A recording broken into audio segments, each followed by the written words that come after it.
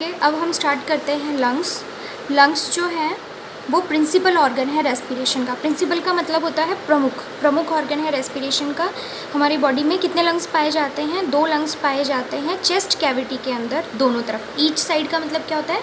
दोनों तरफ। दोनों लंग्स जो हैं वो एक दूसरे से हार्ट के थ्रू सेपरेट रहते हैं, यानी कि दोनों लंग्स के बीच में जो स्पेस होता है, जिस स्पेस को क्या बोलते हैं? मीडियास्टर्नम स्पेस। इस स्पेस के बीच में हार्ट पाया जाता है। शेप देखो हार्ट की कैसी होती है? हार्ट की शेप होती है कॉनिकल शेप, कोन जैसी शेप होती है, लगभग त्रिभुजाकार टाइप के होते हैं। इसका एपेक्स ऊपर होता है। एपेक्स का मतलब सिर, और ये थोड़ा सा, स्लाइटली का मतलब होता है थोड़ा सा क्लेविकल की तरफ झुका हुआ होता है। क्लेविकल क्या होती है? Collar bone. डायग्राम के अंदर देखो क्लेविकल कौन सी हड्डी होती है? ये वाली, इसे बोलते हैं क्लेविकल। ये है कॉलर बोन। ध्यान से देखिएगा सब, थोड़ा और जूम करके। ये है क्लेविकल,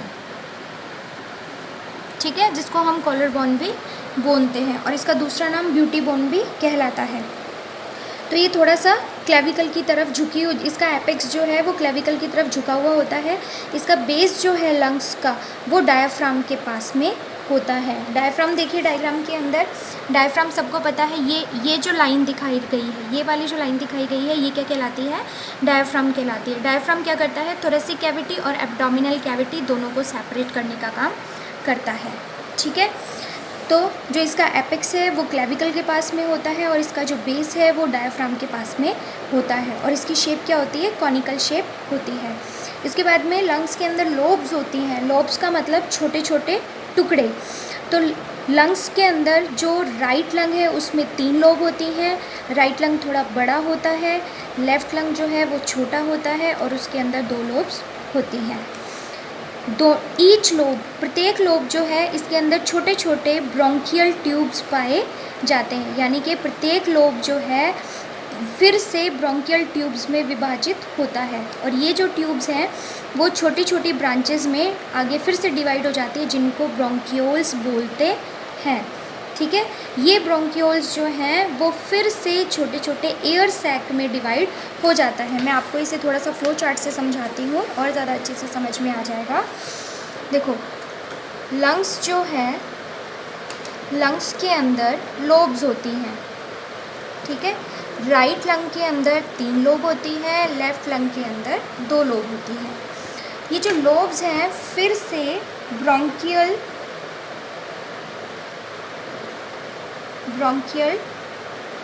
ट्यूब में डिवाइड होती हैं, और प्रत्येक ब्रोंकियल ट्यूब फिर से बहुत सारे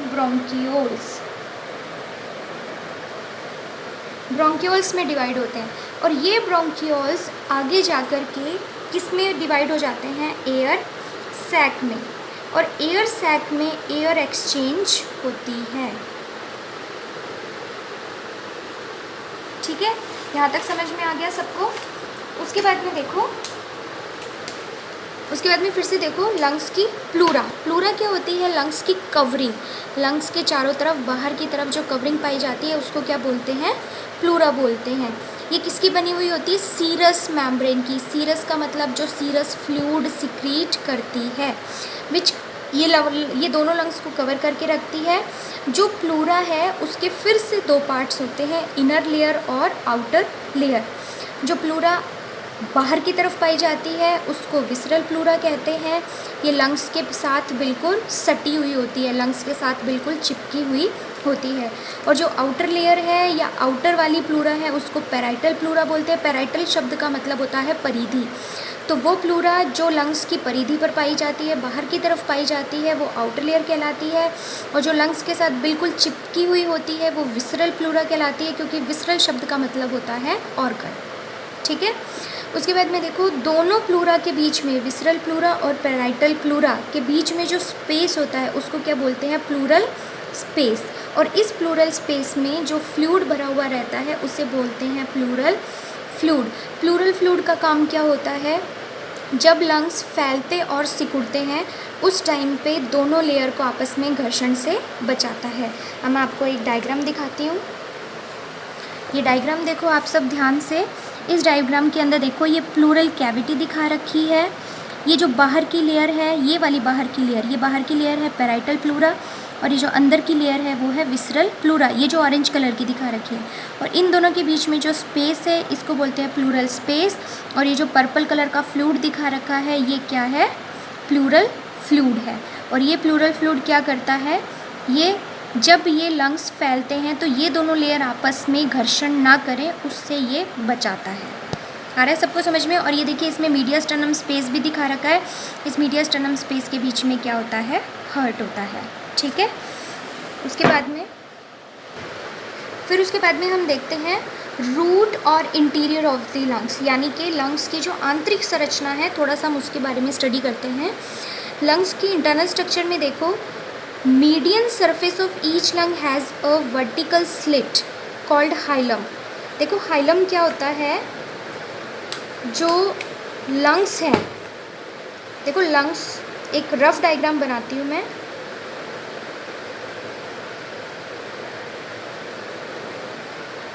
ठीक है, यहाँ पर हार्ट होता है, ये हार्ट है। ये वाला जो पार्ट है, ये वाला, ये पार्ट कहलाता है हाइलम, यानी कि ऐसे कोई बीन शेप स्ट्रक्चर है तो ये जो धंसा हुआ हिस्सा है, ये धंसा हुआ हिस्सा क्या कहलाता है? हाइलम कहलाता है। अब इस हाइलम का काम देखिए, हाइलम क्या करता है? इस हाइलम से blood vessels, nerve, lymphatic vessels जो हैं वो सारी की सारी लंग्स के अंदर जाती है और लंग्स से बाहर निकलती है। ये देखो, इस हाइलम से जितनी भी ब्लड वेसल्स हैं वो इसके अंदर जाएंगी और इसी से बाहर आएंगी। ठीक है, दोनों लंग्स के अंदर ये जो धंसा हुआ भाग होता है ये क्या कहलाता है? हाइलम कहलाता है। ठीक है, उसके बाद में देखो the root of the lung formed by, इसके अंदर क्या क्या चीज़ें एंटर करती हैं, क्या क्या चीज़ें बाहर निकलती हैं। पहली है पल्मोनरी आर्टरी। पल्मोनरी आर्टरी अपन सबको पता है, हमारी बॉडी में केवल एक ही आर्टरी है जो इम्प्योर ब्लड को लेकर आती है। तो ये पल्मोनरी आर्टरी है जो इम्प्योर ब्लड को लंग्स के अंदर हार्ट से लेकर आती है। दूसरी है पल्मोनरी वेन, ये भी हाइलम से बाहर निकलती है। आर्टरी लेकर आती है और वेन लेकर जाती है, लेकिन फ़र्क इतना है कि पल्मोनरी वेन में प्योर ब्लड होता है और पल्मोनरी आर्टरी में इम्प्योर ब्लड होता है। उसके बाद में है ब्रोंकियल आर्टरी। ब्रोंकियल आर्टरी जो है वो खुद लंग्स को ब्लड सप्लाई करती है, लंग्स को नरिशमेंट देती है। लंग्स के काम करने के लिए जितनी भी एनर्जी है वो ब्रोंकियल आर्टरी से मिलती है। ब्रोंकियल आर्टरी किसकी ब्रांच है? थोरेसिक एओर्टा की ब्रांच है। उसके बाद में ब्रोंकियल वेन क्या करेगी? लंग्स की जो खुद की सेल्स हैं वो जो इम्प्योर ब्लड निकालेगी उसको लंग्स से बाहर लेकर के वापस आएगी और सुपीरियर वेना केवा में इम्प्योर ब्लड को डालेगी। उसके बाद में है ब्रोंकाई। ये देखो दोनों जो ब्रोंकाई हैं, ये जो दोनों ब्रोंकाई हैं, ये दोनों ब्रोंकाई भी लंग्स के अंदर कहाँ से एंटर करते हैं? हाइलम से एंटर करते हैं। ठीक है, उसके बाद में लिम्फेटिक वेसल्स वो भी हाइलम से अंदर जाएंगी और बाहर आएंगी। इसके अलावा जितने भी नर्व है, चाहे वो सिंपैथेटिक है, चाहे वो वीगस है, चाहे वो पैरासिम्पैथेटिक है, वो भी हाइलम के द्वारा अंदर जाएंगी और बाहर आएंगी। उसके बाद में देखो blood vessels of the lungs की कितनी ब्लड वेसल्स होती हैं? पहली है पल्मोनरी आर्टरी। पल्मोनरी आर्टरी अपन यहाँ पर डिस्कस कर चुके हैं और अपन हार्ट के चैप्टर में भी डिस्कस कर चुके हैं कि जो पल्मोनरी आर्टरी हैं वो दो होती हैं, एक राइट लंग में जाती है और एक लेफ़्ट लंग में जाती है। आर्टरी है लेकिन ये इम्प्योर ब्लड लेकर आती है हार्ट से। और दूसरी है पल्मोनरी वेन जो है वो लेफ़्ट एट्रियम में प्योर ब्लड को लेकर के आती है। पल्मोनरी वेन्स 4 होती हैं, 2 लेफ़्ट लंग से और 2 राइट लंग से। उसके बाद में ब्रोंकियल आर्टरी खुद जो है वो हार्ट को सप्लाई करती है ऑक्सीजनेटेड ब्लड, और ब्रोंकियल वेन जो है वो हार्ट की खुद की सेल्स से इम्प्योर ब्लड को लेकर आती है।